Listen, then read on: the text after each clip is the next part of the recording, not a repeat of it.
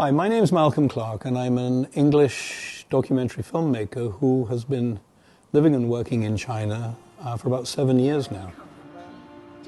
Because to me, what we in the West call the rise of China, I see as the renaissance of China. Arguably the biggest ongoing news story of the 21st century.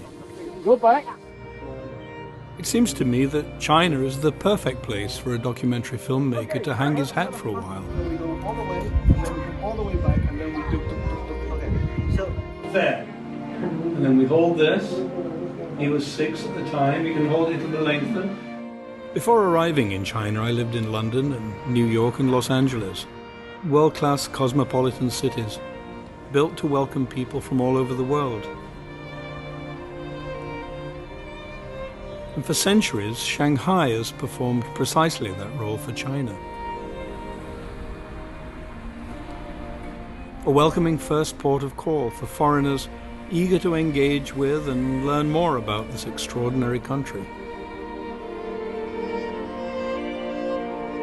It's no different today, and that's why I chose to live here. And also because 40 years ago, Shanghai was the first place I visited when I arrived from the US to research a film about China. I was staying here at the Peace Hotel.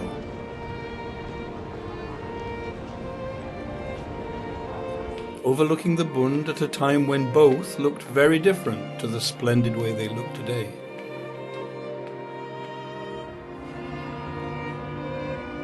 One of the best things about the Bund is that it's the perfect place to illustrate China's extraordinary progress during the past 100 years. Look across the Huangpu River from the Pudong side, and you see a magnificent corniche of colonial facades. Architecture built mainly by Western business interests during the early 20th century. But then if you turn through 180 degrees and gaze back at Pudong, you see modern China's very different but no less imposing stamp on the city. World-class skyscrapers and an iconic skyline that's recognized now all over the world.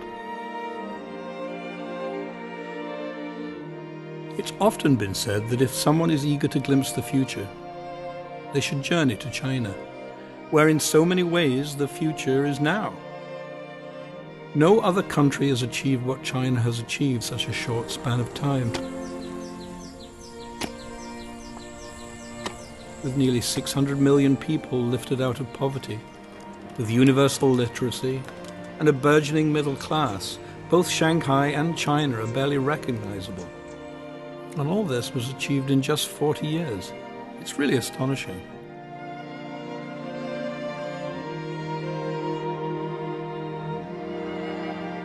It's a pity that people in the West still know so little about where modern China came from, and seem to misunderstand the fundamental drive behind these remarkable achievements.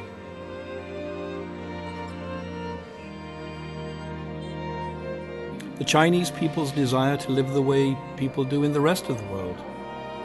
They want a better, more productive life. And they'd like to leave their kids a safer future full of possibilities that could barely be imagined just a generation ago.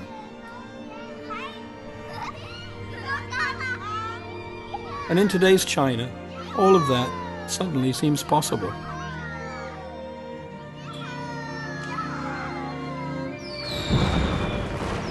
As an Englishman, I know a little bit about the ups and downs of empires and superpowers.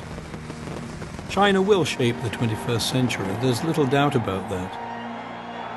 We need to look no further than the way we're dealing with the COVID-19 crisis in the West.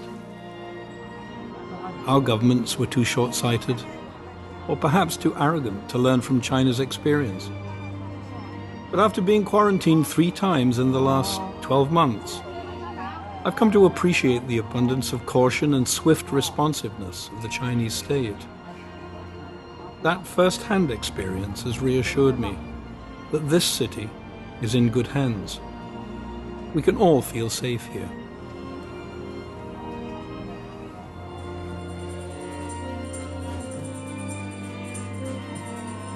As the big new player on the world stage, China deserves to be better understood and respected.